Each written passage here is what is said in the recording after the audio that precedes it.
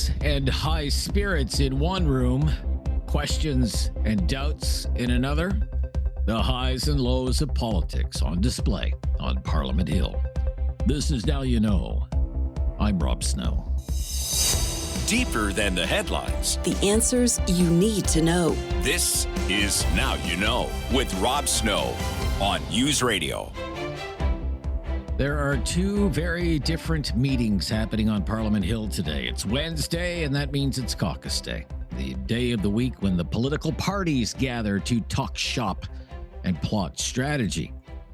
For the Liberals, it's a chance for them to celebrate the party's return to majority government status. Well, for the Conservatives, it's yet another day of licking wounds and wondering where things will go from here. While the Conservatives were not expected to win any of the three by-elections that were held Monday, the party's results were worse than some expected. For example, in last year's federal election in Scarborough Southwest, the Conservative candidate finished second with almost 30% of the vote. But in this week's by-election, support for the Conservative candidate dropped by 12 points. In University Rosedale, the Conservative candidate saw their support cut in half, and in Terrebonne, which is always a Bloc Liberal battle, support for the Conservative candidate dropped by 15 points to just 3% of the vote. So again, questions are being asked about the leadership of Pierre Poilievre, who has also lost 4 MPs to floor crossings. But Mr. Poilievre insisted yesterday he's not going anywhere. We don't accept less. Canadians might want Canadians might be discouraged right now because of the current political situation. But let us say this, Canadians should not give up. We will continue the fight for you to have affordable homes, affordable food, and affordable fuel. We will fight for you to have safe streets. We will fight for you to have powerful paychecks and strong jobs. We will fight for our soldiers and law enforcement who keep us safe. And I will continue to lead that fight in this House, across this country, and in the next election when we as Conservatives will work to restore the country that we all know and love. Thank you very much. When cornered by members of the press gallery, some Conservative MPs rallied behind their leader, like Kostas Menegakis, an MP from Richmond Hill, Ontario. Can you really keep Poilievre as a leader for 3 years, for 100%. Him to maybe win in 3 years from now? 100%. Of course. There's no question of leadership. We got 87.4% support at our convention in January from our base of delegates that were there. 100% support him. What do you say to Conservatives? Pivot or change going forward? What do you say to Conservatives who think maybe it is time that the Conservatives look inward I and say to figure them that the things that are important to us are the fact that as we're speaking here today, 24,000 children are walking into food banks hoping to find something on the shelf to eat because they're hungry. 2.2 million people every month are visiting food banks. But what do you say to Conservatives that say the party can't win with him as leader? The national debt this year is $80 billion that we know of, if not higher, when they do their economic update. But with all respect, Crime Mr. Poilievre didn't win last time. is incredible. In my riding alone, in the last 5 months, there have been 2 murders on the streets of Richmond Hill. Okay? Things are not good on the ground. Michael Barrett, a Conservative MP from Eastern Ontario, has always been a close ally of Poilievre's, and he remains so. In our caucus, we have 140 members who believe in delivering and continuing to fight for the very things that they promised Canadians less than a year ago. And Mr. Poilievre has demonstrated that he is committed to that fight. We've seen that he's redoubled his efforts, and I'm looking forward to continuing to work with Pierre Poilievre and with our hardworking Conservative caucus who are going to deliver on their promise they made to Canadians less than a year ago. While some Conservatives rally around their leader and try to present a united front, the Liberals are meeting today, and they will hear from their Prime Minister, who has turned a minority government into a majority government without ever needing to hold a general election. All the while, the press gallery quizzes Mr. Carney for his own thoughts on Pierre Poilievre. If you were Mr. Poilievre, would you quit today? I don't. That's an unfair question. I don't. can't look into the heart of Mr. Poilievre. I respect him as a parliamentarian, as I do the other leaders of the other parties, and we'll continue. I'll continue to work with him and all parliamentarians, as will my colleagues, to advance the interests of Canadians. Next question. Pierre Poilievre called you badly educated in economics, and he did. Wow. So I'd like to hear a little bit about... Can I take back my previous answer? No, that's a joke. When the Prime Minister was done hamming it up with the press gallery, he did actually outline how he plans to use his newfound majority status in Parliament. Mr. Carney said he has 3 priorities: affordability, housing, and major projects. There's this initiative here that goes directly to affordability concerns.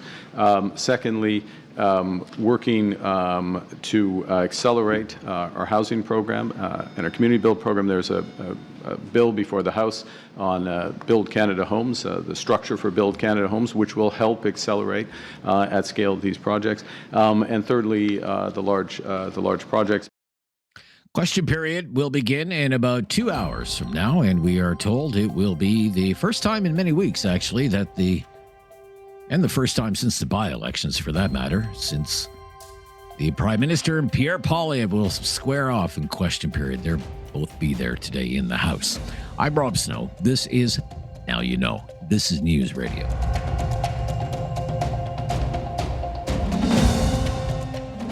No question goes unasked or unanswered. Now You Know with Rob Snow returns on News Radio. But look at the speed. But there it is. Connor David, a beauty. And Eccleton straight first. Caulfield still with it through the lane. Still yet. Score! One goal! Goal Caulfield! 4-3 in tow. And it rolls in. The NHL playoffs start Saturday. Kyle Bukauskas joins us now from Sportsnet and Hockey Night in Canada. Hi, Kyle. Hey, Rob. How we doing? I'm just great. I'm getting excited. Let me tell you. Good. So we don't have time for 32 thoughts on what's ahead for the next 2 months in the National Hockey League, but we do want to get some ideas from you on the Canadian teams that have managed to make it to the postseason. I was hoping we could start with the Edmonton Oilers. After all, they've been to the Stanley Cup Finals twice in the last 2 seasons, but right now find themselves without one of their top stars in Leon Draisaitl. How is Edmonton looking heading into the playoffs, Kyle? Well, I would say, first off, I think they look to be in a better spot than probably a month ago, like just by how they're playing. In terms of cleaning some things up defensively, they've been getting a few more saves lately. We know the goaltending topic has been a big one with the Oilers for much of the season. Before they made the Stuart Skinner trade to bring in Tristan Jarry, after that trade, it's really dominated the headlines there throughout much of the season in Edmonton. So that's been a positive. And you mentioned Draisaitl. I mean, I think Oilers fans all saw him hanging out there at Rogers Place during the game on Monday night and seemed to be in good spirits. Now, they've said all along that they were confident that he would be ready to go for game 1 of the playoffs. And, to be able to have somebody like that re-enter the lineup, I mean, don't need to hear from me. I mean, how big of an impact that's going to be. It's funny, Rob, like you mentioned, the fact that they're, back-to-back trips to the final. Obviously Game 7 2 years ago, and fell in 6 to Florida last year. But I remember a year ago, as they went into the playoffs, everyone looked at them and went, "This team's nowhere near as good as the one that went to the final a year ago. They're going to be in real trouble." They lost those first 2 games to Los Angeles, and you thought, the clock strike big night on this group, and how much major surgery is going to have to be done to kind of get them back into a place of contention again. And next thing you know, they were back in the final, and it kind of feels like a bit of a similar story here, where you're looking at them and saying, well, they're not as deep of a team, they're not as well-rounded as they were last year when they went back to the final. But you look at this Pacific Division that is still to be decided in terms of who's going to finish first, who's going to be in the 2-3 spot. Like it's very much, we got 1 game left for everybody. And a lot is still to be determined of who they're going to face. Amazingly, like there still exists a possibility where they could face LA in the first round for the 5th straight year. Like what are the odds of that through all of this? That still is a possibility. But the fact that they're staying out of having to run through the Gauntlet Central Division, there very much remains a path to Edmonton and getting back to the conference final again. And then, you see what you've got in terms of an opponent at that point. And, let's not put the cart before the horse here. There's still a lot of work to be done.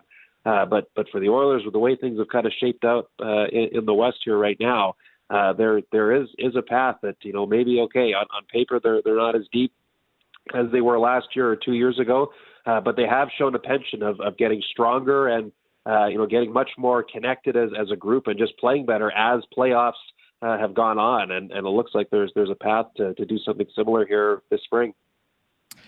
Let's talk about the Montreal Canadiens, an extraordinary regular season for them. On Hockey Night in Canada, he keeps being called Mr. Saturday Night. I'm wondering what you're expecting from Cole Caulfield in these playoffs. Well, I think just that whole group, like, it's amazing. You think about that core, and you said it, like the 50-goal season for Caulfield. Lane Hudson tied franchise record for assists by a defenseman in a season, and this is the Montreal Canadiens franchise we're talking about here, well over 100 years of history. And then Nick Suzuki, the first 100-point player in 30 years. And Suzuki's the oldest of that bunch by 25, 26. So really just entering the prime of his career. I mean, this team started the season as the youngest roster in the entire league. And they've shown why they were patient with how they've rebuilded this group and bringing in the management that they did, hiring Martin St. Louis as the head coach and obtaining assets along the way, and have turned it into a group of players now that have really shown the ability to bring their fans out of their seats, the ability to win games in different ways, and to be a team that I think is going to be a real handful here for Tampa in the first round. And the problem is, the Lightning they've got a great team also. So through all of this, you could look at conceivably Montreal going out in the first round, but I don't know if you can look at that as a disappointment, though certainly it could be felt like it. It's a very quality opponent that they're going to be up against here to begin these playoffs. But I think, you mentioned Caulfield. He's a guy who, came onto the scene 5 years ago in the playoffs for the Canadiens, was such a spark plug for them as kind of a relative unknown at the time, or just so raw in a lot of ways. But excuse me, his ability to kind of take over games as we've seen not only on Saturday nights but throughout a lot of the season has really been impressive. And I think for Montreal, if they're able to get enough saves, they can be a lot to handle here in these playoffs. All right. People are saying that about the Ottawa Senators as well, who have had a great run since, the middle of January or so, and have snuck into the playoffs here with the final wildcard spot. We'll talk about the Sens when we come back with Kyle Bukauskas from Sportsnet and Hockey Night in Canada. This is News Radio. Critical thinking is not dead. Now you know with Rob Snow. Returns on News Radio. Back with Kyle Bukauskas from Sportsnet and Hockey Night in Canada. Full disclosure, I'm a diehard Ottawa Senators fan. And back in January, I was down on the dumps. This team was out of it. They were in last place. Goaltending was terrible. Ever since then, January or so, they've been one of the best teams in the league. How do the Sens match up against the other teams in the East right now, Kyle? Well, I would say pretty darn well, Rob. And yes, I was shocked it's taken this long to get to your beloved Senators. I have to say that's a very good bit of patience on your part, I have to say. Thank you. But you know what? It's I'm with you. It's been a really remarkable turnaround. We talked about this on the podcast of, go back to that game. They beat Vegas at home on a Sunday night, and Travis Green in the room afterwards, the team's social group catches a video of him saying to them, zero negativity in this locker room. Don't worry about the outside noise. We'll go on a run here. And they absolutely did. And I think all season, I think those that are big into the underlying metrics and different analytics that can show kind of where a team is at and how they're playing as a group, all of it indicated this was a very, very good team, really from almost the jump this year. But you said it, like goaltending had been a real weak point and at times had been costing them games. But that's righted itself for now. Like Linus Ullmark had a very difficult stretch. It's been just a tough year where results haven't been there. He had his leave of absence. He comes back, plays well. The game in Tampa where he goes, look, I'm just not mentally in a place where I can start that one. They lose, the blowback that comes out of there. The next game against Florida is a mess. And, at that point I was kind of worried of, okay, is this going to be, a set of 4 or 5 days that ultimately unravels all the good work they had done. But credit to that group for righting themselves. As you know, Rob, it's been a very, very noisy roller coaster type season in Ottawa. And that's not just talking about the results on the ice. So the fact that, Ottawa is now in a position where they're in the playoffs and in a pretty strong Eastern Conference, it's taken them 97 points just to get in. I think speaks to the maturity of the group and maybe one of the best coaching jobs that Travis Green has done in his career and keeping things, enough on the rails that they were able to block out everything else going around them. So I think they can be a dangerous group. I look at that Carolina team that they're going to be up against, and they'll start there in the first round. Yes, they're the best team in the East, 113 points, a lot of good players, and just an ability to kind of smother you with their playing style. But I think Ottawa very much plays similar. They're both very responsible defensively. Carolina, almost kind of quietly has had some goaltending issues the last 4 to 6 weeks or so down the stretch. So I think if there's a way for the Sens to exploit that a little bit, there's a great opportunity that, though I'm sure they'll be looked at as underdogs going into this series to really disrupt things. And, they would be going through the Metropolitan Division if they were to get on a run here. But I think they're a group that absolutely has the makeup of really being a disruptor here through these playoffs if they can hang around for a while. We look forward to your coverage, you and the Hockey Night in Canada team in the spring. Kyle, thank you so much in the run to the Cup. Thanks for the time. You bet, Rob. Yeah, good to chat with you again. Yeah, bye-bye. From Hockey Night in Canada and Sportsnet, Kyle Bukauskas. Back to politics right after the news on News Radio. Now you know with Rob Snow continues on News Radio. It is time for our Wednesday Newsday federal political panel. Cam Holmstrom is principal at Niipaawi Strategies. Welcome back, Cam. Good to hear from you. Always glad to be here, Rob. Along with Josie Sabatino from Summa Strategies. Hello, Josie. Welcome back. Good morning. Thanks for having me. Yeah, great to hear from you, Josie, as well. Josie, what do you think the most profound change in our politics will be now that Mark Carney and the Liberals have a majority government? The big thing I'm watching for is that legislative action. And Mark Carney has signaled, for the last year that he wants to build quickly and get things moving. And he reiterated that yesterday during his press conference on the back of that majority government. So the big thing, I think, in the minds of those who watched the parliamentary cycle is really seeing how quickly and what legislation is getting through the door. And now that the government doesn't have to worry about those confidence motions on things like the spring economic statement, we should expect them to be tabling those sorts of omnibus bills we've seen in past majority governments. And really, I think Canadians should be watching for the details that come out of those, because that's typically where majority governments bury the details. They hope to get things passed quickly and without the sort of opposition scrutiny that comes with the minority parliament. So really, in my mind, that's what I will be watching for in the next couple of weeks. Cam, what do you think the biggest change is going to be? I can't disagree with Josie on that piece, because really at the end of the day, delivering has been the bugaboo for the past Liberal government. And, people give Mr. Carney a chance here, and he still has to deliver, right? There's still things that need to come through. And, yeah, now, not that he had much of an excuse before, because, frankly, nothing was really being held up. Now he really has no excuse. So the road is wide open. You have to deliver. The other thing as well, though, I got to throw in there is that, I think Mr. Carney has been somewhat blessed by having, frankly, ineffective opponents on the other side. that don't seem to be wanting to get their act together. If ever they get their act together, Mr. Carney could have a problem. But you know what? I think that could be the big thing here, the big change here, is that now that pressure is off of everybody. No one's going to an election for over 3 years. That might be an opportunity for the Conservatives, the Bloc, heck, maybe even the NDP to kind of, to recalibrate themselves a little bit and figure out a better path forward without the pressure of an impending election around them. I'd like to ask both of you, now that the majority has been secured for the Liberals, whether you are surprised or not that he is not kind of hitting the reset button. Okay, we're going to prorogue, we're going to reconstitute these committees, we're going to shuffle some people around and really put our stamp on things.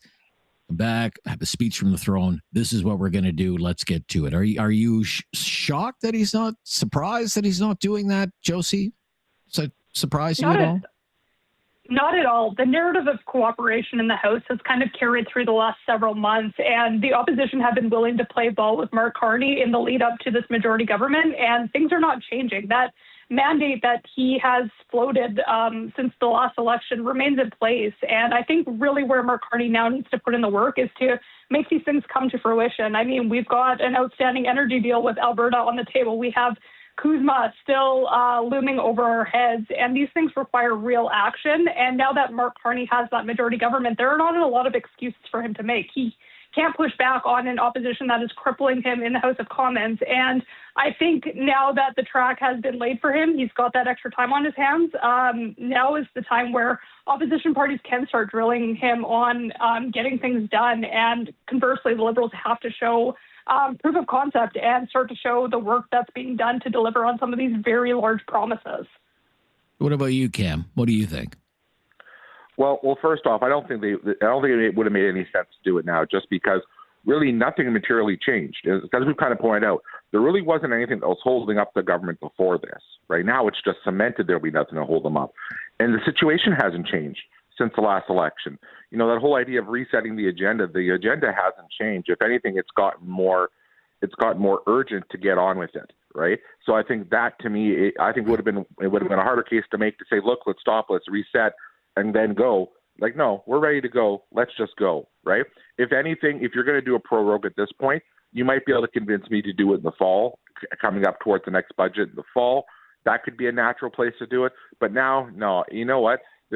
We know what the path is. We know everyone knows the sales pitch at this point. You don't need to recast this. Just get to it. Okay. I want to ask you about just what is appealing for Canadians about Mark Carney. He has attracted MPs from the Conservatives and the NDP by way of floor crossings. The polls, though, suggest this Liberal Party is actually more popular than it was a year ago. And clearly the Liberal Party now is gaining support from people who have voted Conservative in the past and New Democrat in the past. So let me start with you, Josie. What is it that you think right-wingers would see in Mark Carney that they would like? Well, Cam pointed out how, I think some of this has been blessed by outside circumstances at the start of this. And I think that carries through in the narrative when you're looking at the different vote factions that Mark Carney has and is picking up at this current moment. But we need to recognize that we still find ourselves in a moment where Donald Trump is on our TV every day. And when you stack Mark Carney up against Donald Trump, he looks pretty good across the board. And I think that is primarily what is driving some of these polling numbers, is that when people are anxious, they want to feel good about the person that is in power. And I think Mark Carney fits that mold right now. He is delivering to be put up against Donald Trump, and that will continue to factor into the conversation until something changes in the United States. What about left-wingers, Cam? Well, it's kind of the same vein in the sense that, people are looking for serious in this moment. Unfortunately, on the left side of the spectrum, seriousness long left the table and unfortunately was replaced by a bigger clown. So, you know what? It's winning by default. You can only be compared against your opponent. And when your opponent is basically a career politician who's attacking a two-time bank governor with PhDs and saying not educated enough, or the other guy saying, oh, you know what, we're being threatened with annexation, let's stop paying for defense and stop defending ourselves. When those are the two other options, you know what? It makes it a pretty easy choice at that point to stay with the quote-unquote steady hand. Okay, when we come back, Pierre Poilievre, this is majority government, the best thing or the worst thing to ever happen to Pierre Poilievre? When we return, this is News Radio. Now you know with Rob Snow continues on News Radio. It's our Wednesday Newsday political panel with Cam Holmstrom from Niipaawi Strategies and from Summa Strategies, Josie Sabatino. Well, according to the commentary class, this Liberal majority government is either the best thing to happen to Pierre Poilievre because he can now regroup and refocus, or it's the worst thing to ever happen to Pierre Poilievre because he is a doomed captain of the opposition and more MPs will flee his sinking ship. Cam, what is closer to the truth? To be honest, it all depends what Mr. Poilievre makes of it. That's just to be totally blunt about it. He started to make a pivot in the new year, and he started to seem a little bit more reasonable. That's kind of petered away again. So, yeah, now the immediacy of, oh, my God, I can't jump because of the election, that's gone. So if Mr. Poilievre decides to take this time to actually reflect and think, okay, I'm actually going to go down this different path, be better and all that, then maybe that assuages people's fears and they don't leave. If he does the same thing over and over again, kind of like what he did the other day on his comments on Mr. Carney's education, you know what? It's just pushing those people further and further away. Like, do I really want to spend the next 3 years doing this? Especially if you got people in that caucus who decide, look, I'm not running again anyway. Do I want to spend my last 3 years in government or sitting over here? Again, it's like this comes back to Mr. Poilievre because there are ways to attack Mr. Carney head on. There are things you can go at him with. But it seems that Mr. Poilievre is making choices that are putting pressure on his caucus. So, yeah, the fact is what may have kept him in place before the impending election is now gone. That's up to Mr. Poilievre. How are you going to react? Okay. Josie, what do you think? I mean, there's certainly a role to hear, not only for Pierre Poilievre, but for his caucus, who, has been filling the media and rumor mill with these conversations around floor crossing. And as long as that narrative continues to persist, that's going to be a problem for him. It needs to be solved for because it distracts from the fact that he will need to put out policy ideas. He will need to talk about his economic agenda, and he needs to get beyond the narrative of what is happening in Ottawa. So now that this majority is locked in, I think that takes some of the pressure off of the situation.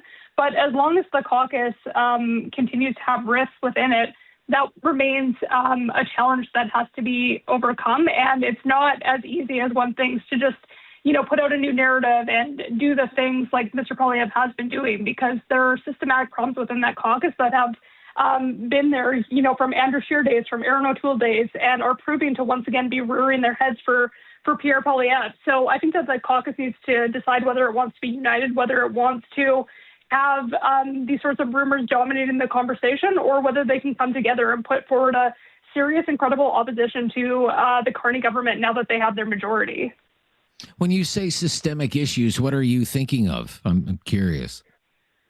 Well, I think they need to decide who they are. I mean, they go through this process of chirping the leader. They're now having this conversation for the third time in 10 years. And there has to be more to it than just replacing the person when they don't come through in the election. I think they have to decide what their vision is for the country and how they're going to enact on it. And yes, Poilievre has a role to play in this, but it is a team sport. And I do think that this floor crosser narrative has really been a thorn in the side for the party for the last several months. All right. Cam Holmstrom he was a longtime New Democrat. Cam, you're a longtime New Democrat. I don't get the sense you're much of a New Democrat now, and I don't get the sense, based on our previous conversations, that you care for Avi Lewis, who is the new NDP leader. But the NDP doesn't have to worry about an election for the next few years either. So if you were advising the New Democrats, if you were advising this leader, how would you suggest that this party use its time in opposition? Well, Rob, it's funny you say that because Mr. Lewis ran on a campaign of openly saying he didn't want advice from people like me, which is why the Monday after his election, I canceled my party membership for the first time in 25 years. Something I never thought I would ever do. Yet, hey, I took the signal. Good luck to you. So what? But if I were to offer any advice, it's the polar opposite of what he's doing. And that's the point. He doesn't care. It's funny you say you're funny you're saying that he's not worrying about having to worry about an election. He's not worrying about an election anyway. He wants to feel good. He wants to run to a further direction. He's thinking small because he's a small man who does small things. And that's fine. That's a direction you can go to if you really want to. But he's not thinking big, and he's not thinking of the hard thing of actually trying to win an election. And you know what? He may win a few more seats here and there, and that's great. I know the part of the world where I'm from, where it's typically strong NDP territory, this is salting the earth. And when even looking at what's happening, again, people are looking for a serious option.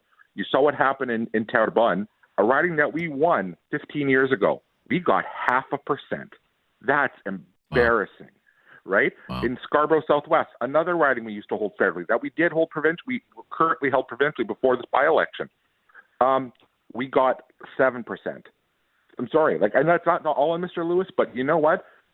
He's not offering anything that's going to turn vote out in some of these places. So yeah, to me, you have to be serious. At the end of the day, you have to be listening to where people are at, not where you want them to be. And that's part of his problem. He's not listening to people's anxieties. If anything, he's poo-pooing them and saying, "Oh, you're not right to be feeling this way. We don't need to spend on defense. We don't need to worry about that." Well, we got Donald Trump saying we're going to annex you, right? That's like his thumb is so far off the pulse of the public, but the people that like him a lot. And heck, you know what? You got a couple dozen people in the room. You can feel real good about it. And congrats, Abby. You managed to take over a hurt party that was down. To me, at the end of the day, it's kind of like squatting in a burned down building. Congratulations, you occupy it, you own it, but you aren't capable of rebuilding it. All right, okay. Wow, harsh words. All right, when we come back, it's been a almost year-long honeymoon for the Liberal Party. What could burst this bubble that they are in right now? It's good times for them right now, but what are the risks to this Liberal honeymoon? When we come back, this is News Radio. There is no question Rob won't get answered. Now You Know with Rob Snow continues on News Radio. Midweek, political check-in, big week in politics, 3 by-elections, Liberal majority government. Cam Holmstrom's here. Josie Sabatino is here. We're about 2 weeks away from the first anniversary of the federal election of 2025. It has been a nearly one-year honeymoon. Canadians in a torrid love affair with Mark Carney and the Liberal Party.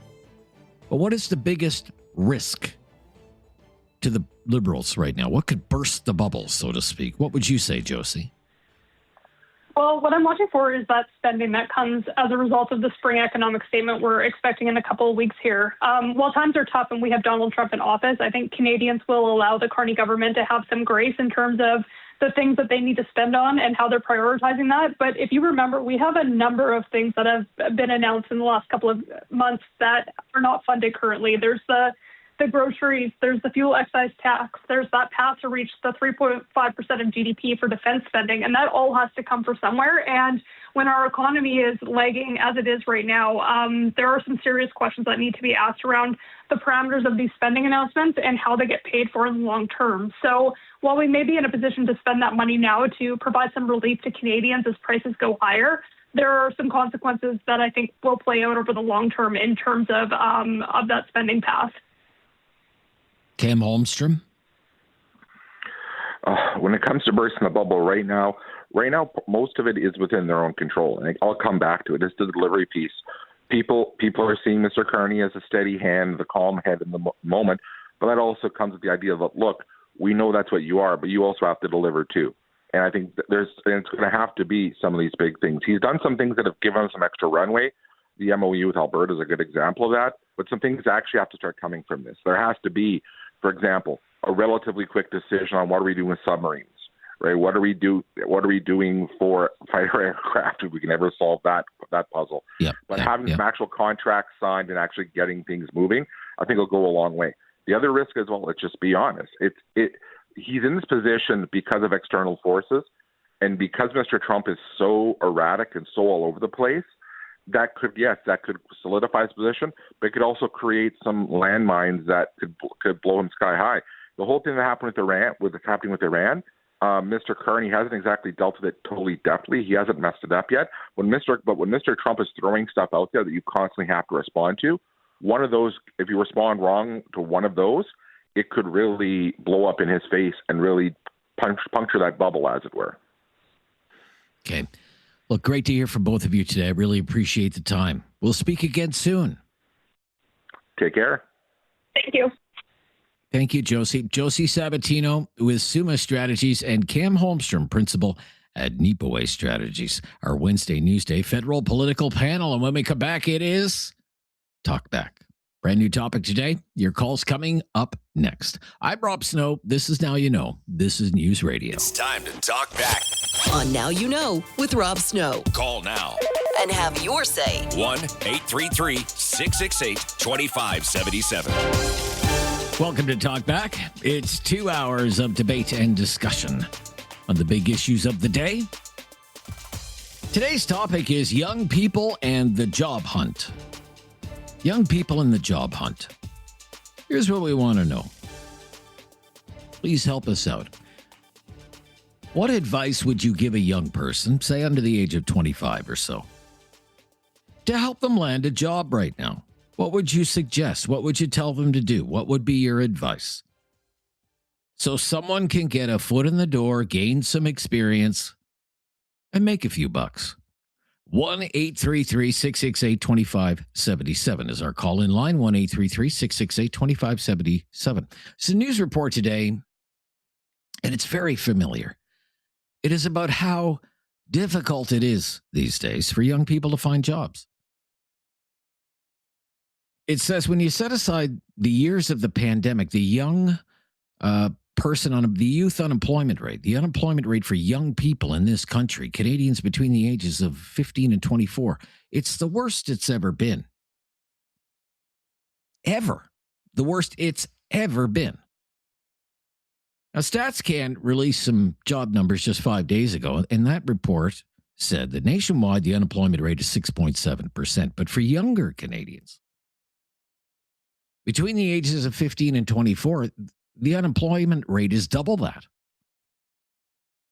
13.8%. 13.8%. It has been higher than that recently. As recently as last fall, it was 14.6%.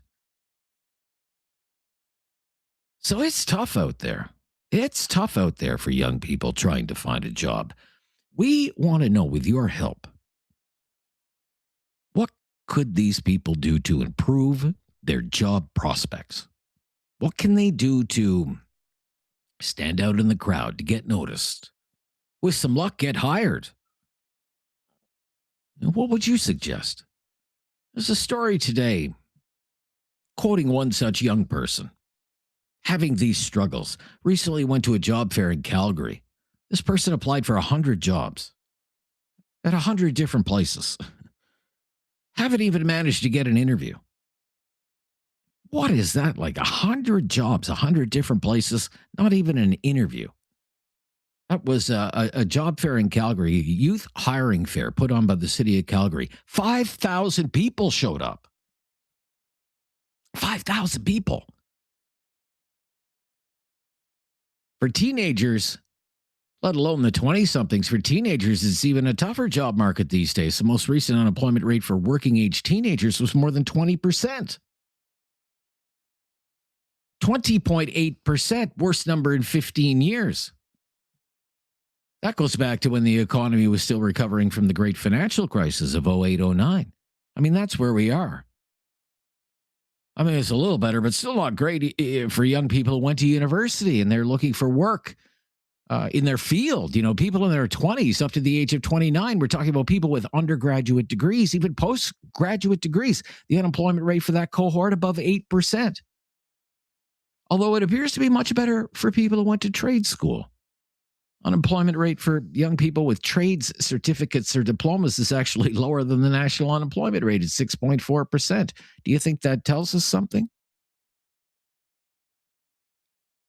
Last summer, you remember, it was a brutal job market for young people. People who were going back to school in the fall faced very bleak job prospects. If they're trying to earn some money during the summer months, unemployment rate for people in that circumstance, 18%. And it will soon be that time again. All across the country, colleges, universities all across the country. All that's left to do now for most students is to write final exams. For the most part, classes are over. And they're out looking for jobs. In a couple of months from now, late June, they'll be joined in the job hunting market by about 1.5 million high school students. And they'll all be out looking for work in one of the worst labor markets for people their age ever. So how can they improve their prospects? What can they do to convince an employer to take a chance on them so they can get out of the house, get off the couch, get some real life work experience, earn a paycheck? If you are a young person who managed to land a job, how did you do it? If you are the parent of a young person and your young person has found work, how did they do it? If you are an employer who hires young people, what do you look for? What do you want to see? What would improve someone's chances of making it to your payroll? 1-833-668-2577. That's our call-in line. If you've never called before, mention that. We'll make your call a priority as we talk today about young people and the job hunt. What advice do you have for that young person, say under the age of 25, thereabouts? Help them land a job. I'm Rob Snow. This is Now You Know. It's Talkback. So talk back on News Radio. Have something on your mind you want everyone to know? Call now. Hello. 1-833-668-2577. It's Talkback on Now You Know with Rob Snow. Our topic is young people and the job hunt because it's almost summer job season. It is a very tough job market for young people. What advice would you give that young person, say under the age of 25, thereabouts, to help them land a job right now? 1-833-668-2577. Let's get to it here. Mark is up first in Calgary. Hello, Mark. Thanks for calling, Mark. Hey, no worries. First time caller. I have two children in that age bracket. Both luckily been working part-time since 16. Both did the uni thing and both working full-time. So I suppose they're lucky in that fact. But I think the thing that probably worries me most, if the statistics are that high, is it the fact that the people are not necessarily not ready for the job market? It's just maybe the job market's just not there for them either. I think this might be more economy-based. What would lead you to believe that? I'm just sorry. What would lead you to believe that? I clearly don't, not that I want to turn it political, but I don't vote Liberal and never will. But right. I've just seen nothing but downturn for the last 5 years, and it's not good to see. No good news comes out of Canada, I don't think. And I think it's more about maybe the temporary foreign worker program's too heavy. Maybe some kids in that age bracket are not prepared to do work they don't really want to do, whether it's working at a Wendy's or, in any other food chain. I don't know. Yes. But maybe the full-time opportunities is just not there for them. And, well, this maybe is something that I've been wondering, are they looking hard enough for a job? Are they looking in the right places? Are they looking the right way? Are they learning the kinds of skills that would be attractive to employers? Are they willing to work? Yes, true. Are they willing to work? That's fair. Show up, be on time, be reliable? I can't imagine, you probably can't put the whole 14% in that bracket that are not willing to work. Maybe some percentage in there that would be not prepared to work. But I certainly think trades would be a good thing to get into. There's going to be a shortage of trades at some point, they say. But not everyone wants to do a trade either, right? So I wanted to get into maybe more HR or accounting or other lines of work. But if the work's not there, then they should obviously do something that maybe they don't want to do. But I think if the unemployment number's that high, I don't think it's necessarily related to the fact they don't want to work. Maybe the opportunities are just not there. I'm just in a lucky place right now. My children are working, so I appreciate their hard work and what they're doing. And I appreciate employers. Well, on that point, how did that happen? Sorry, they got work? How did they get work? Yeah, sure. Yeah, from 16, they ended up working part-time at a local coffee shop, a very well-known brand. And then one of them worked there for 9 years while she was doing uni and some other bits. And the other one worked there for 3 years while completing uni. Then ended up using their degrees to luckily find work in their chosen field, engineering, and one fell into HR, but that wasn't what she was going for. But a lot of her skills led her that way, and she applied for a job, and they offered her a different job at the same company. So I suppose she was equipped for what they were looking for, but in another role, if that makes sense. Right. Yeah, but a little bit of luck along the way as well. Okay, thank you. Mark, you've got us off to a good start, sir. Thank you. Judy is up next on line 2. Hello, Judy. Hello, how are you? I'm very good, Judy. Yeah. What would be your advice to a young person to help them get a job? I think they need to start looking a whole lot earlier than now, because I know that I'm in retail. Retail does not want to hire. They get everybody coming in May, and the jobs are open. However, they understand with students that they only have certain days that they can work. And with retail, it's mostly part-time, evening or weekend work. So I think part of the problem, too, is a lot of people don't want to start at the bottom at $15 an hour, and they think it's a cakewalk, and it's not. You've got to show a little bit of initiative, and I'm not putting everybody paintbrushed into that group, but a lot of people just don't want to put in the effort to get out there and look a lot earlier than May or April. It's too late by then. So when would be a good time to look for a job, say, in your industry, in the retail industry? February, right after Christmas, when it's very, very dead at that time. January is always the worst month in retail for most businesses. I would say January, February-ish. That's the time when people start forecasting for the next year of what they're going to be looking at. And I think that's a really good, like right after Christmas, even if you just get out there and say, look, and I'm interested in finding a part-time job. I am in school, and these are the days that I can and can't work. I can work evenings, I can work weekends, but start in January, because that's when most of the jobs are going to come up when it's lower. Like, they're not going to hire right away, but that's what you're looking for anyway. You don't want to be hired right away. Right. And what do you hire people in retail? I don't myself. You don't? Okay. I have an owner that does all of that. But right. I'm just wondering, if 100 applicants come in, I'm just wondering, what do they look for? What makes a good employee? Attitude. Yeah, okay. Absolutely. Like if it's in a retail business, you have to have the personality, for example. Right. And you have to be willing to be flexible enough to say, if we call you in on a Thursday night, are you going to be able to cover for somebody's shift? That's super important as well, is availability. Right. So good attitude, being flexible, those sorts of things. Interesting. Thank you, Judy. And look early. Maybe by this time of year, it's too late to be looking for a summer job. Good advice, Judy. Thank you. What's your advice? That young person hoping to land a job, make some money, get some experience. 1-833-668-2577.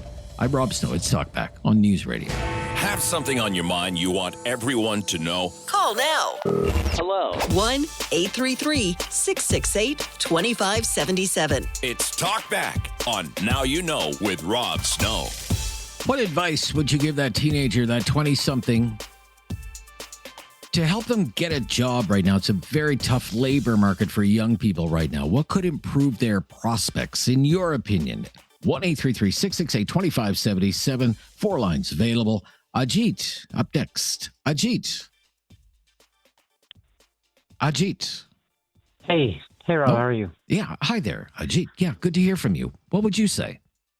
I think one of the things that we're seeing right now is a shift in technology, and with AI being such a massive part of what folks are focused on right now, having the ability to learn how to use agents, you don't just come with just you come with a team of 50 plus. And that's what we're seeing a lot of these new younger generation is their ability to get a significant volume of work done using AI is really what these kids are being able to bring to the table. So I think that's going to be one of the biggest tools that'll help the younger generation get those jobs, is showing that you're willing to learn, you're willing to grow, and you can create value immediately. Okay, where do you learn that kind of stuff? There's amazing videos online on YouTube, a bunch of free videos that folks can use to learn how to use these agents or create them in Claude or ChatGPT. So we're seeing this in our work in the energy industry, and then across research, across the market research space is huge for that. So I think that's really going to help these kids get those jobs, is separating themselves from everyone else. If there's 100 people applying to those jobs, how do you differentiate yourself? Now, do you think AI is maybe partly responsible for how difficult the job market is for young people right now? Is it taking jobs away that used to be done by young people? Ajit, what's your sense of it? You seem to be quite familiar with it. Definitely. I don't think that's a secret. You see all these layoffs happening across the United States and even into Canada. When you can have one person bring a 50-person team using their agents to the industry, I think that's going to definitely affect. Whether I agree with it, that's a completely different conversation, but it definitely is the world we live in now. Okay. So learn how to use AI. There's one thing, I guess, with AI. I mean, there's one thing to learn how to use it, but what you don't want to become reliant on it, do you? Like you don't want you don't want it to be a crutch, right? Definitely not. I think what it allows a lot of people to do, especially these young, smart kids, is it needs to be a tool for you to understand how to amplify your ideas rather than create ideas for you. And I think that's what kind of the topic that you're seeing in a lot of research is showing, that the agency that people have is getting less and less because they're allowing AI to think for them. Right. Yeah. Yeah. Okay. Yeah. Maybe that's an entirely other talkback. Thank you so much, Ajit. Learn to use AI. 1-833-668-2577. Maybe that applies across the workforce. But we're talking about young people today facing another difficult job market for this summer. What should they be doing? Offer some advice so they can get a job. This is News Radio. Have something on your mind you want everyone to know? Call now. Hello. 1-833-668-2577. It's Talkback on Now You Know with Rob Snow. Well, it will soon be the summer job season. Very tough one again, predicted for most young people. What advice would you give them to help them find a job? 1-833-668-2577 to have your say on the Talkback today. Let's go to Kitchener for the first time. Dan is there. Hello, Dan. Hey, Rob. How you doing? Yeah, good, Dan. Good to hear from you. What would you say, Dan? Rob, I have a 34-year-old stepson. Went through the trades school. Passed with flying colors. His odds of getting a job since January he finished trade school, he has put in about 30 resumes and applications to companies, and he's at the point where a company out of Hamilton is now on his third interview to hire him and possibly have him work in the United States. Wow. rather than Canada, because there's no building going on in Canada.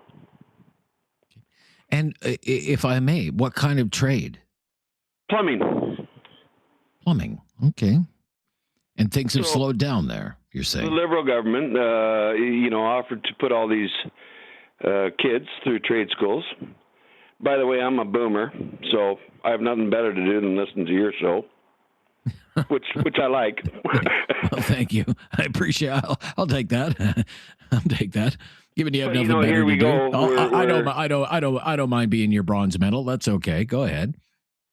But here we're trying to do better in Canada, but yet the only interview he's gotten out of that many resumes being dropped since January are for a job where they want to transfer him to the United States.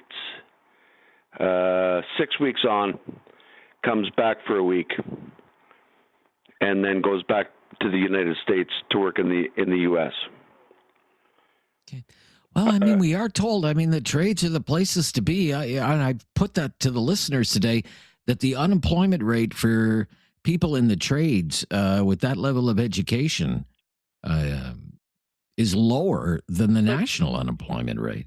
Let's face it, he didn't fly the straight and narrow for a couple of years, finally got his life together. Good for him. Finally listened to me and got a trading. But yet he can't get a job in Canada. Very interesting. I'm wondering how long that course was. Was it like a 2-year course sort of thing, or how does that work? No, that was about, I'm going to say 6 or 8 months. So it's the first year apprenticeship that's a problem. Nobody wants to hire a first-year apprenticeship. Okay, so struggles, slow is what you're saying. You're highlighting how difficult it can be right now. I thank you for your call. Dan in Kitchener. Nelson in Halifax is up next on Talkback. Thank you for calling, Nelson. You're on the air. Well, good day, Rob. Thank you very much. Yeah. I heard this on the news last night, and I heard them talking about AI and these types of things, and nobody seems to want to address the elephant in the room, and that is immigration. In this province, all of those starter jobs here, your McDonald's, Wendy's, Burger King, whatever, they're all occupied by immigrants. Well, mainly Indian immigrants. I don't know why that is, but they're mainly all Indian immigrants. And all these jobs that these young kids used to work at, they're taken. And unfortunately, they brought more here April 1st. I don't understand it either. The big cry was they can't get anybody to fill the positions. But as you've seen at the job fairs, there's lots of people. They just can't get a job. Well, as I say, at this job fair that they had in Calgary, 5,000 people showed up at the job fair in Calgary. Absolutely. And it was the government that put out this. They can't find people. They can't find people. And I have a grandson. I have lots of other young people that are in their, grade 11, grade 12, early university students, and they absolutely can't find a job. They start, prior to being out of school. And unfortunately, apparently what is going on is many of the multinationals are actually hiring people out of a base in Toronto, where basically they have people from India, and the multinationals are going there for their employees instead of hiring the local people. And then they sort of want somebody, and they're basically sent to wherever in the country that they're supposedly needed. And that seems to be the way the hiring is happening now, not actually go in and put in an application anymore. So I knew immigration was going to come up, and we can talk about immigration a little bit and what's been happening there, because the new Liberal majority government has made some changes to various immigration streams, as you know, to try and make some reforms there. But to borrow a phrase from the Prime Minister, we have to take the world as it is and not as we wish it to be. This is the way the world is right now. Young people are competing with a lot of other young people in the job market right now. They're competing, as you say, with a lot of people who are in the country temporarily, whether it's student visas, temporary foreign worker program. They're also competing with a lot of older Canadians now who are looking for part-time work, because of the rising cost of living, and their retirement savings or their pensions are not enough to keep up with the rising cost of living. That's the world. That's right. Okay? And Life's not fair. finding the same problems. So what I'm trying to get at is, how do you stand out from the crowd? What do you do to get your foot in the door? What do you even do to get that door open, just a little crack for yourself? Well, the unfortunate thing, if the multinationals are hiring them out of an institution in Toronto, you can't get your application in. So there's no chance for you to get a job. That's the unfortunate part. And then they changed the immigration law and brought in unskilled labor. That's when everything changed. And that's why we're in the situation is today. We certainly need skilled labor. We absolutely do. But unfortunately, the unskilled labor now have absolutely saturated all of the low-income entry jobs now. And well, I don't know if you. I mean, I'm trying to get some positive advice. I appreciate your point of view. I knew it was going to come up today. I'll talk about what the government's trying to do about it. But I don't want to approach it as though it's hopeless. And a young person, the teens and people in their early 20s should just, stay home and play PlayStation all summer. A lot of them want to work. They're having a hard time finding work. What we're looking for is some ideas on how they can be helped. What will get them in the door? 1-833-668-2577. If you can help us out. This is Talkback. We have a phone line for you. This is News Radio. Have something on your mind you want everyone to know? Call now. Hello. 1-833-668-2577. It's Talkback on Now You Know with Rob Snow. Job hunting advice for young people. What's yours? Steve in Calgary, first-time caller. Steve. Hello, Steve. Hi, Rob. How are you doing today? Yeah, very good, Steve. All the better for hearing from you. What's your advice to that young person looking for a job? So it's a grind. And one thing that those little humans, those youngins, they just need to keep it up and apply with intention and attention. Don't just, and I'm reiterating, but don't just rely on AI to work on your resume. Use it as a tool, but also just keep applying and apply for the jobs that you are inspired to apply for. It is a grind out there. Young folks of all ages are looking for jobs right now, and employers are looking for a perfectly round peg to fit their perfectly round, piece. They want a perfect fit, and they can't afford to go and get the perfect fit. And when potential employees get turned down, it affects them. But I wanted to take a moment to just remind folks that it's nothing that they did or they didn't do. They're just not that perfect fit. And it's not a slight against them. They just need to keep persevering, keep it up, and then network. Find other people to support you in your job journey, and just keep at it. That's what I've done in the past. And all right. So with the resume, you mentioned resume. I was thinking about that. What do you do in the modern age? I haven't looked for a summer. I haven't been a summer student in, 30 years or something. So, what do you do with a resume? Is it the way it always was? Okay, here's my resume. This is where I've worked. This is my education. These are the 3 or 4 people you can call to be back up and be my references. Do I have to massage that? Massage may be the wrong term. Tailor that to specific jobs, or what should I do? So what I've done in my job journey is I've created a master resume where I just basically the touch points of all the professional work that I've done. And then what I do is I use tools like Claude, like ChatGPT, and I put in the job description, and then I put in a very strategic ask to help take my work experience and help me tailor my resume to that specific job because, like I said, they want that perfect fit. So I just want to set myself up for success, and I want to know that I'm doing the best that I can. That's really interesting, Steve. Thank you so much. You've really shone a light on it for me. It's kind of a light bulb moment for me. Debbie in Nova Scotia. Hello, Debbie. Hi, how are you? I'm very good, Debbie. Thank you for your call. What would be your advice, Debbie? My advice, I hire summer students actually through our recreation department. And I agree with some of the things that, like Steve just said. You do have to tailor your resume. You do have to be able to sell yourself, and you do have to be patient because there are a lot of people out there looking for work. There was a lady that said earlier, you have to apply early. That's not necessarily true because I rely on a lot of government grants to help me hire summer students. I don't know if I have all of those grants yet. So I don't want 50 resumes if I'm only going to be able to hire, like 4 people. So it's really like you have to know where you're applying. So you have to do your research. And AI is fantastic, but you also have to proofread. So like if I got resumes in last year, the cover letter was amazing. It was absolutely ChatGPT.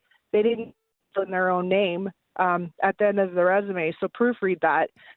Or they come into the interview and their resume or their cover letter doesn't match the person that's sitting in front of me. And I know they're nervous and I know this is probably their first interview. But do your research, know where you're applying, and be willing to start at the bottom. Like, even if you have a university degree, you're not going to start off at the top right away. You're going to have to take a lower salary. You're going to have to take a starting. Be willing to work up and move up and put that time in. Because it's a two-way street. Like it's hard to get in there. You're almost like dating. Like you're trying to figure out like what's the best way and how to meet each other. But there is lots of jobs. There's a lot of summer opportunities that are going to be open in Nova Scotia, especially right now, because we're finding out that we have those grants. So set yourself aside in that. And when you do get the interview or follow up for yourself. Don't have your mom or your dad follow up for you and ask those questions either. And good luck. Yeah, really, really interesting. Thank you. Yeah, Debbie. Debbie, if I may, just one more quick question. You say willing to start at the bottom. Do you find people have is she gone? Is she gone? I just wanted to know, and maybe somebody else may have a comment on this. If they do hire young people like Debbie, are people coming in with unrealistic expectations? Young people, are they unwilling to start at the bottom and make their way up the ladder, so to speak?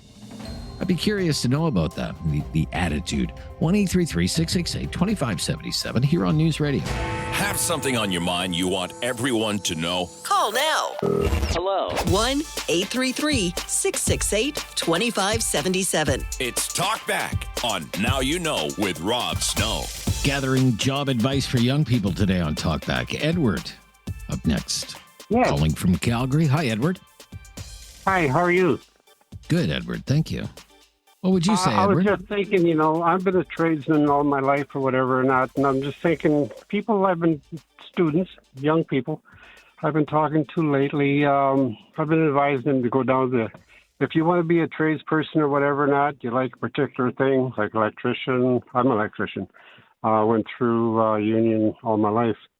But go to the union office. Look up the union office for the trades that you might want to do. And go talk to them. Go to the receptionist, and she'll advise you, a business manager maybe or something. Have a sit down with them. Find out companies they deal with, what the apprenticeship would be like, what you need to do in order to qualify to be in there, and stuff like that. And then take that list and go walk in the door of these companies and go talk to their receptionists. Tell them what you're up to, right? Just be confident in yourself. Just go and do it. I've never had a problem in my life getting a job. Just walk right in there. Just tell them right to their face, I need a job. And, I was advised to come here and take it from there. And you think they'll be open to that? Happens. Yeah, at the union office? Yeah. Yeah. Just go through the internet or whatever, and they're all listed, right? Yes. You want to know electrical or whatever? Yeah. And on top of it, like here, I was looking this morning, Government of Canada, jobs, right? Punch it in your internet or whatever, and there's they're hiring 175,000 people this summer. Government jobs. Well, they There's say that 46,000 in Calgary. Yeah. They say they're going to try to hire 175,000. They say they're going to create 175,000 jobs. Government's not very good at creating jobs. The government's job is to create the conditions so other industries can create jobs. We'll see how that goes. Why don't we stop here?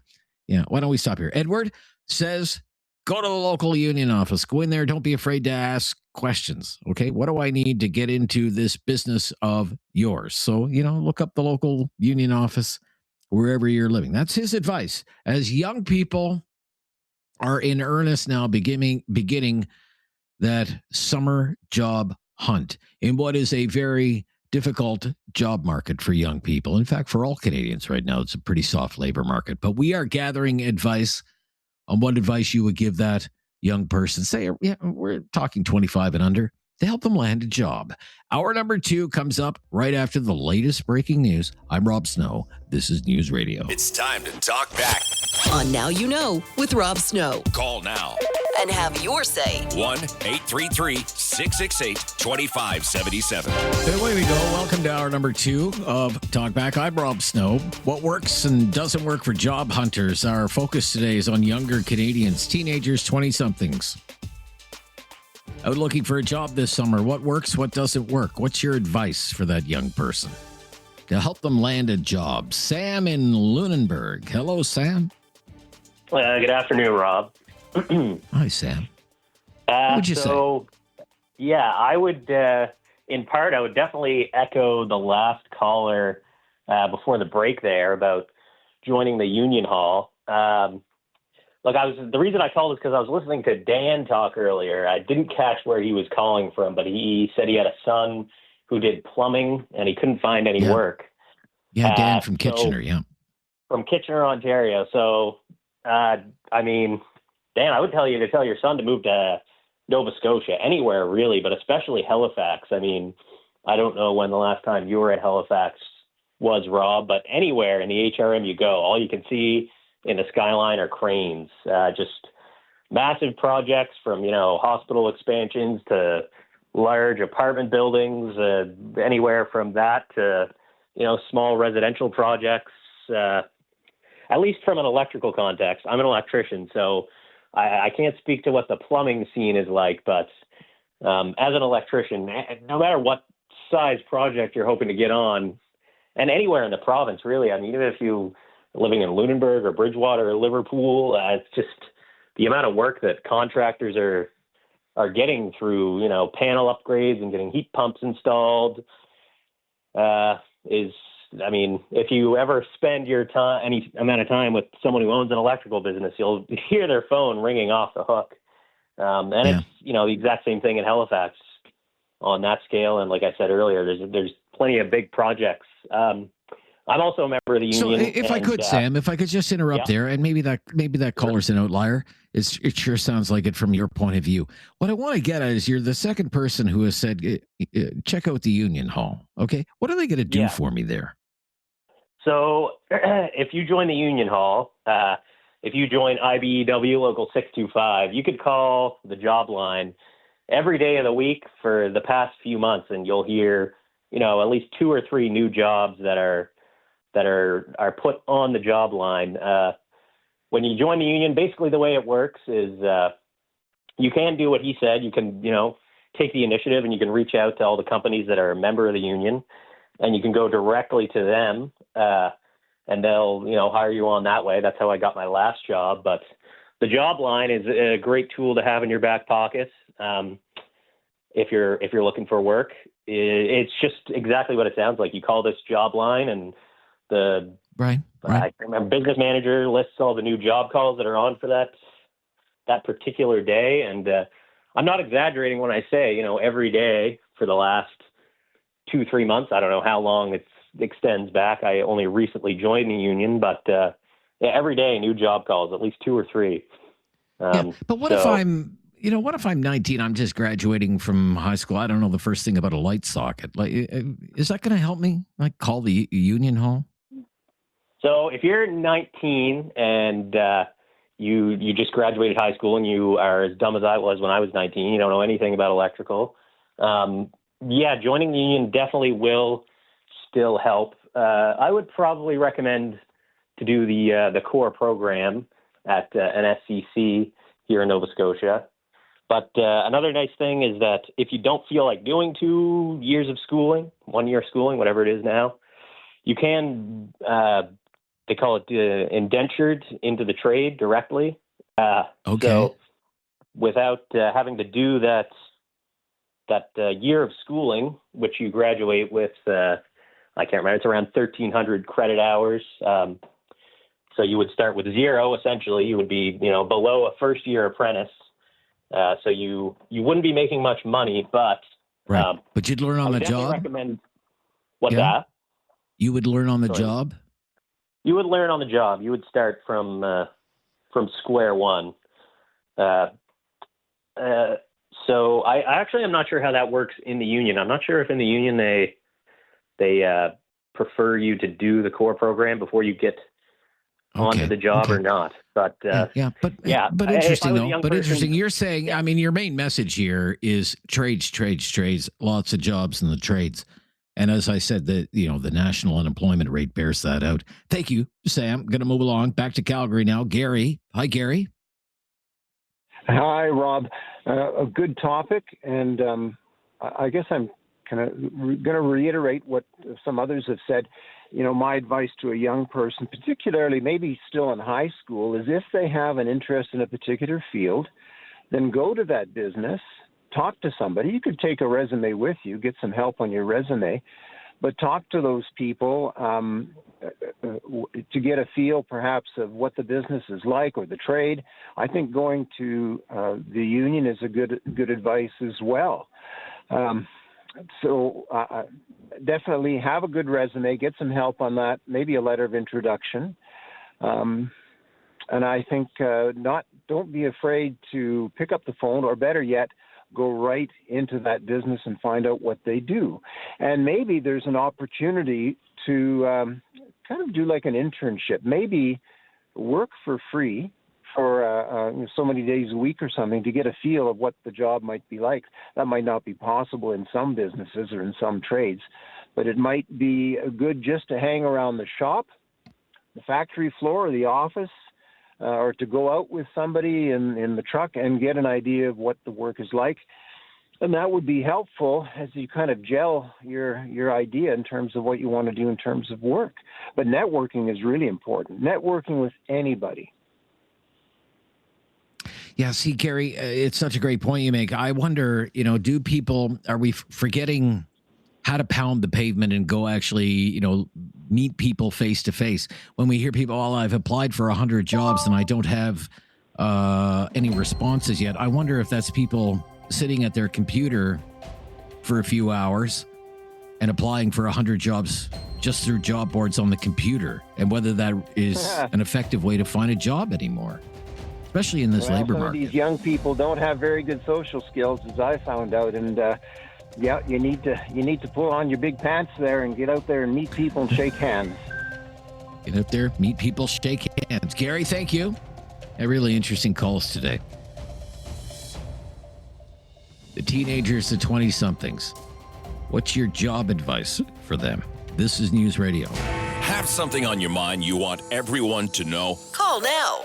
Hello. 1-833-668-2577. It's Talkback on Now You Know with Rob Snow. I'm reading this article in the news. Young person at a job fair. 5,000 people are there. And that person says, I've applied for 100 jobs. I can't even land an interview. 100 jobs. I've applied for 100 jobs. And what do you do to help that person? At least get an interview. Sean in Cambridge. Thanks for calling, Sean. Hi there. Hi, good afternoon. I feel like we must be unicorns. We've actually had jobs we couldn't fill because people don't have what we're looking for. I would suggest do research, find out what companies actually need months in advance, take the correct courses, do research. 2, learn how to communicate. It's no fun trying to interview somebody who has limited verbal skills. Sometimes it's like trying to pull teeth to get answers out of some of these young people. And 3, resumes. So you're going to use ChatGPT. Don't make it obvious. If you can't talk, you can't read. It doesn't matter what skills you have. If you can't express these skills, how are we going to know what you can do? Simple as that. Okay.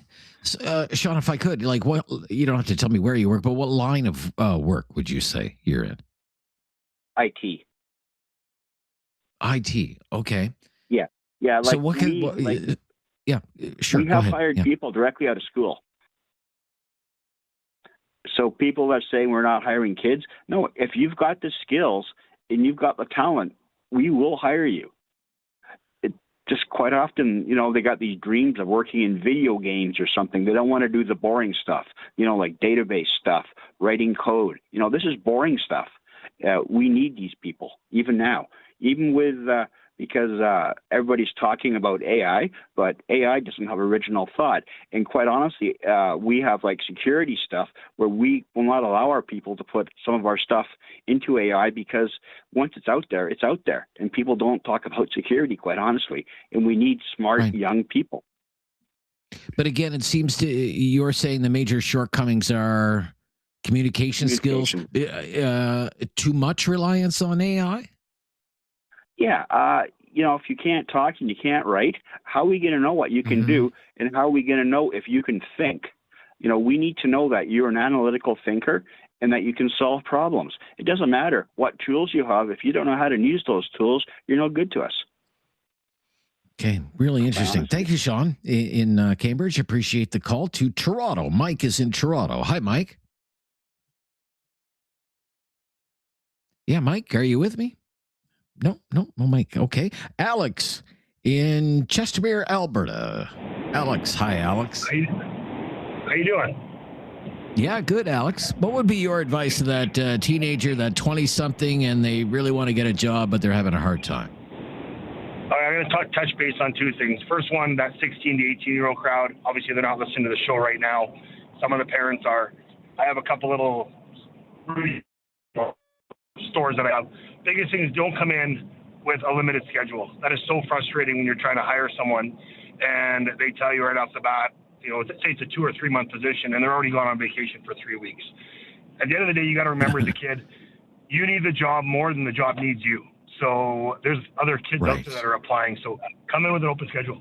My primary industry, I'm in oil and gas out in Western Canada. And I emphasize this with kids coming out of university. Engineers, we see resumes a dime a dozen. You need to separate yourself from other people. So I'm going to give myself as an example. 8 years of university. I remember I came downtown Calgary and my mentor, I said, I want to get into oil and gas. He said, that's great, but you need to get out on the rigs.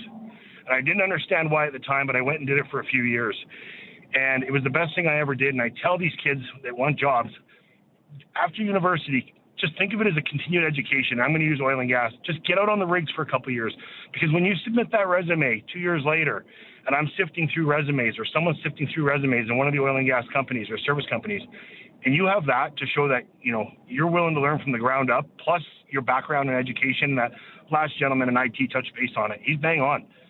Obviously they all want to get into gaming and stuff like that, but learn the coding, learn whatever you have to do in IT at the bottom level. Or not bottom level, but more technical level, and to get ahead in your career. So kids need to have an open mind that you need to start at the bottom and just think of it as schooling. Yeah, it sucks being out there on the ring at minus 60, 12 days straight, but it's schooling, and it's all part of getting ahead in life in whatever career you want to choose. But it's about you have to have the base skills first, right? I think that's what Sean was trying to impress upon people as well. 100%. Like for me, my industry, the foundation sort of thing.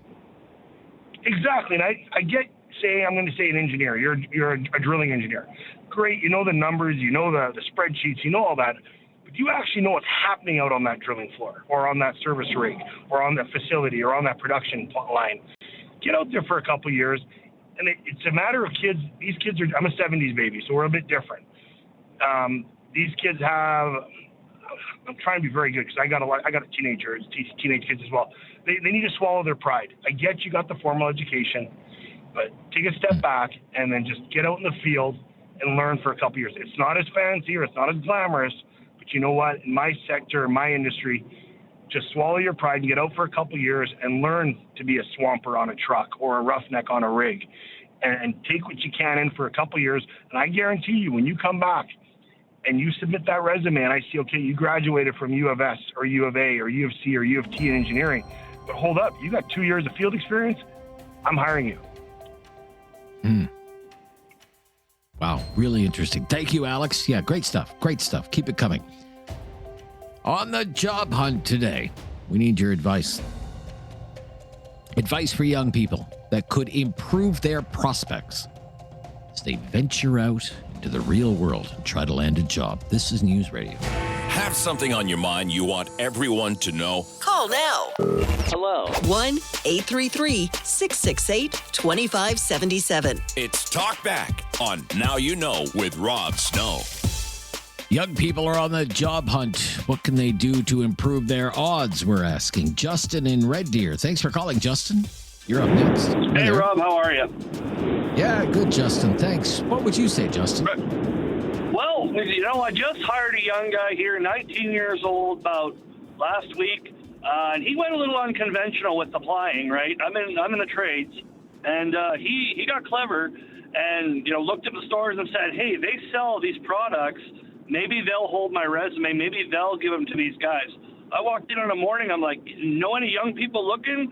One of my paint reps handed me his resume, and we had him down there within a week, and he's been working pretty much constant. But I'm still screaming for young guys. Oh, you're having trouble filling positions? Absolutely. Like trying to find. You don't have a stack of resumes? You don't have a stack of applications on your desk somewhere, or a folder somewhere? Desk? You mean truck? I don't have a desk. I can't afford that. Okay. Whatever the case might be. No, yeah, that's curious. I'm looking for people and I'm talking to a lot of the guys in the trades, right? We want those young guys. We want them to come work and, you know, get their hands dirty and teach them a skill that they'll always have to fall back on, regardless if they get into computer engineering and stuff, you know, or you know, decide to go for the rigs for the better paycheck, you know, right? But we want them. We just want them to commit. Yeah. Well, that's my point. You don't want to. You want them, but you don't want just anyone. You want someone reliable, dependable. You know, with a good head on their shoulders. So, what can that person do to stand out for you? Like you mentioned this one fellow that you just hired. You know, what do they do to stand out for you?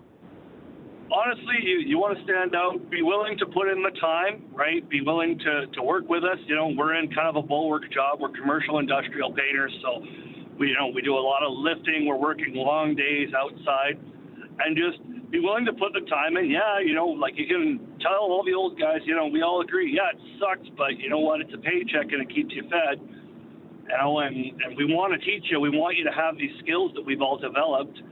So just, you know, keep at it and ask questions, right? Every older generation's got so much information, you know, we just need to be asked a question. We're not just going to give it to you to hear ourselves talk, you know what I mean? Sure. All right, Justin, thank you. All the best to you. We'll let you get back to work. Sounds like you're busy and could use some help, by the way. 1-833-668-2577. 1-833-668-2577. It's being described as the toughest job market for young people ever. Youth unemployment rate 13.8%. So what we've been doing, asking for your advice for young people. We're using this cutoff, say 25 years old. What should they be doing that would help them get a job? Have your say right after the latest breaking news. If you're on the line, just hang on the line. We'll be right back on our phone lines. Coming up next on Talkback on News Radio. Have something on your mind you want everyone to know? Call now. Hello. 1-833-668-2577. It's Talkback on Now You Know with Rob Snow. In the home stretch of Talkback today, talking about the summer job hunt for young people, your advice to them, help them out, help them stand out from the crowd. Diane is up next in Calgary. Hi, Diane. Hi, Rob. How are you? Yeah, very good, Diane. Thank you. Good. Hope you're well. What would be your advice? Yes. Well, more of a observation than advice, if I may. My son is in his early 20s and completed a 2-year program for heavy-duty mechanic, I think technician now they use that term. And he's been looking for a job in his trade now for a number of months. And there's tons of job listings in the province of Alberta. He's looking province-wide. And there's tons of listings out there, and they often will say apprentice, but then when you dig down into the fine print, it says 3rd or 4th year apprentice only. The odd time they're looking for a 1st year apprentice, and of course he applies. He applies for the 3rd and 4th year as well, hoping that maybe he'll get a foot in the door. But so the challenge is, how do you become a 3rd or 4th year apprentice if you can't even get in the first door year? as a first? Exactly. Right. So, I mean, I'm hearing some good advice out there, but he's experiencing, frustration. And how do I become a 3rd or 4th year if you won't even hire me as a first? So just an observation. Well, you know what? It's out there for public consumption, and maybe somebody else who has certainly more experience in that area than I do will be able to help you out if you'll keep listening, Diane. Thank you very much. I mean, it's such a great question. How do you become a 3rd or 4th year apprentice if you can't get that foot in the door if you're a first year? I don't know, but maybe somebody does. 1-833-668-2577 if you do. Harry in Kitchener, Ontario. Hello, Harry. Hey, how are you? Yeah, good, Harry. Yeah, hello? I hope you're well. What's your advice? So I'm a professor. I won't say what school, but software engineering, and I get this all the time. The 100 applications that lots of students are feeling that.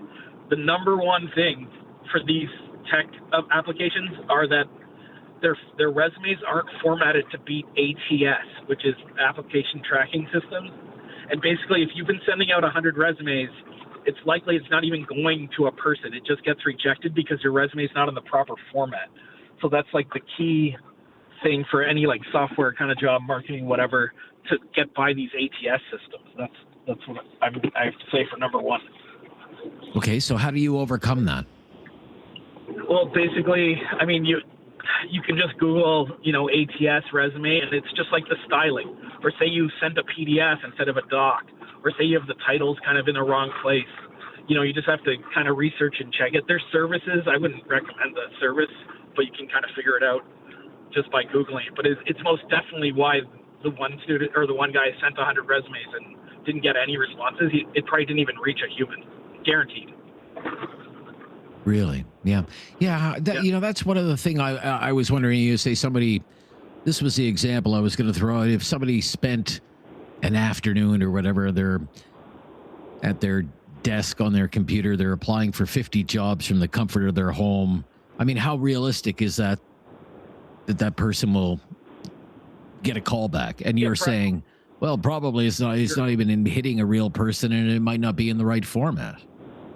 Yeah, 100%. That's exactly what it is, for sure. Yeah, very interesting. All right, Harry, ATS. Anything else? Number two was, I mean, most people have said this, but going in person is not regular. And if you just show up with a resume in person, I think your luck changes a lot. I think that helps a huge amount. Just show up, say, hey, I need a job. Here's what I do. And that'd be like number two for sure. Okay. But thanks for having me on. Well, thank you. Yeah. Thank you, Harry. Yeah. I was reminiscing this morning, and being the old timer that I am now, how much times have changed ATS, ChatGPT, Claude. Like none of these things were around when I was out pounding the pavement looking for summer jobs. I remember, for example, being in university, you would go and look at the job board, like in the student services building at the university, basically a billboard with paper notices of want ads, and you wrote down the number of the business, or you hopped on a bus and you went to see the business. One place that always seemed to be hiring, I remember, I don't know why this struck with me. UPS, they always needed people to clean their vehicles. You know, the UPS, the brown trucks at Brown. You know, let's say, you know, UPS maybe still needs people to clean the brown trucks. Just a hypothetical, but, you know, what would work to get your foot in there? It's apparently a very good company. You submit an application, to the career section of the UPS website or even some third-party website, or do you know, maybe you go to the local UPS depot and tell them, hey, I'm looking for a job. Give me a shot. Put me in, coach. Odessa up next in Calgary. Odessa. Hi, Rob. Thank you for taking my call. Yeah, you're welcome. What would you say? Yeah, I was just thinking, so I actually am a store manager of a busy retail company, so TJX. So there's many of them across Canada and many different locations. And I would say one thing that would help is we just put up a posting, and on, what day is it today? So on Monday. So in 3 days, we already have 676 applicants. So that and that's just for a part-time position. So my guidance this would be for the younger ones that are, you know, looking for that first-time job, to just come in and don't bring your resume, because we actually can't take your resume. But if you come in and introduce yourself and ask for a manager, it shows initiative, and we like that. So if you come in and you say, hey, I applied, this is my first and last name, I wanted to just let you know, so that we can go in and we can look for that first and last name, and we can call them and give them an interview, because it's a lot of applicants and it's hard to get through them all. But if you make yourself, like we've said, many callers have said, make yourself stand out. Or if you're a parent and you shop at one of our stores, ask a manager, hey, are you guys hiring? And if you can create a relationship with one of the managers in the store, there's a very good possibility that we're going to be like, we'd love to meet your kid. You know, we love our customers. So share that with the manager in the store, and don't be afraid to ask for a manager, to ask if we're hiring. You'd be surprised. Great stuff. Love the call. Odessa. Wow, isn't that something? 3 days, almost 700 applicants, but you will stand out in the crowd if you show up and follow up. Don't bring your resume, she says, though. 1-833-668-2577. Take the initiative. This is News Radio. Have something on your mind you want everyone to know? Call now. Hello. 1-833-668-2577. It's Talkback on Now You Know with Rob Snow. Well, the summer job market heating up already. They had a job fair in Calgary. 5,000 people showed up. It's that time of year, and they're facing a tough market. Young people facing a particularly tough job market, described as the worst ever. What advice would you give a young person, 25 and under, say, to help them land a job right now? 1-833-668-2577. We've lost a few callers along the way here. So if you want to jump in here in the final 15 minutes that we have today, we'll fit you in. Eric is in Halifax. Hello, Eric. Hey, good afternoon, Rob. I agree with that lady. You're showing an initiative.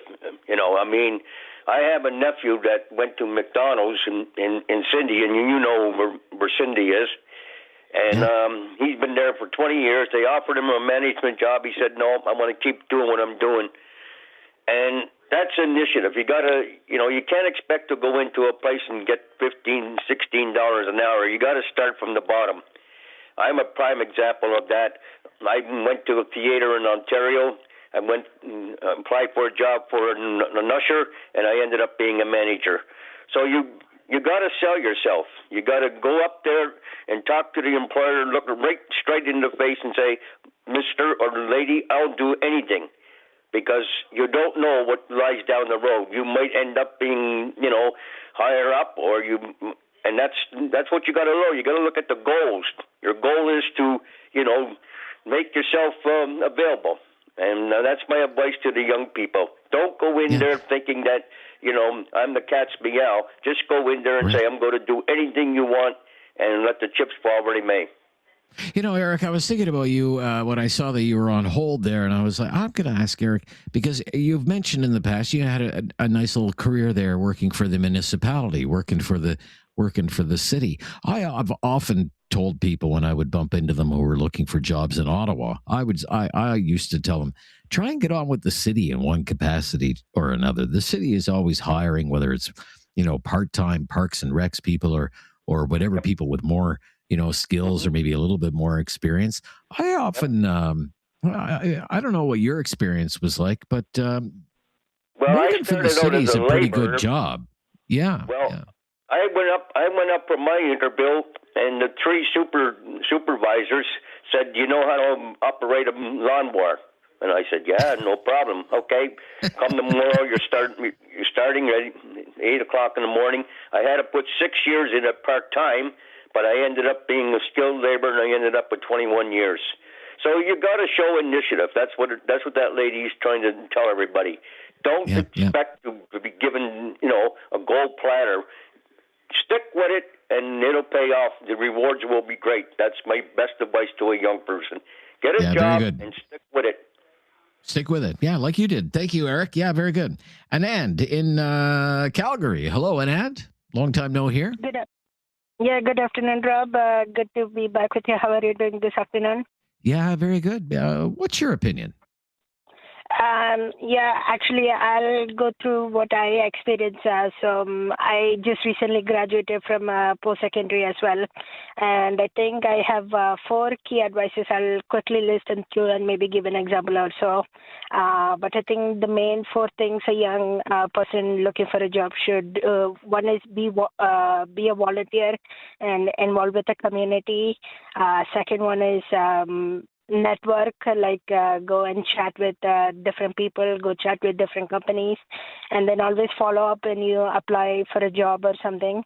And then like the last caller just mentioned, brand yourself, maybe create a LinkedIn account or maybe a social media or website, creating, showing how you brand yourself and what your skills are. I think that's what the most employers look for, your skills.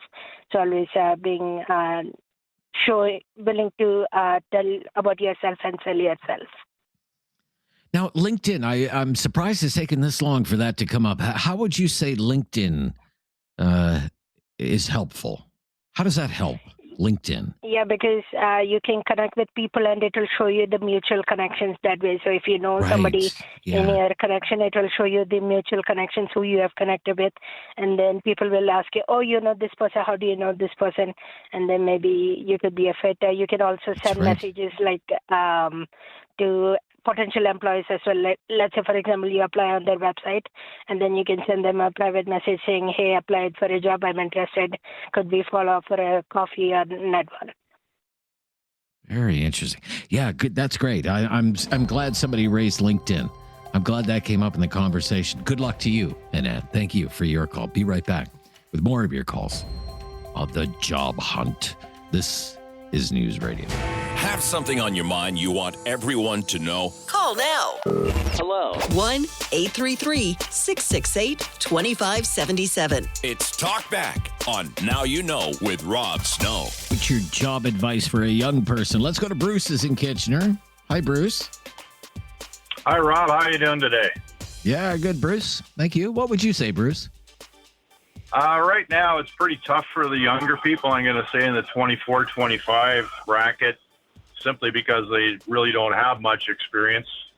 But the bad news is the federal government was kind of working against those people. I'm not sure if the program is still in effect, but they were subsidizing wages if you hired a newcomer, and up to around $3 an hour or something like that. So if you're a business owner and you're looking at hiring somebody at those levels, it's hard to say no to that money.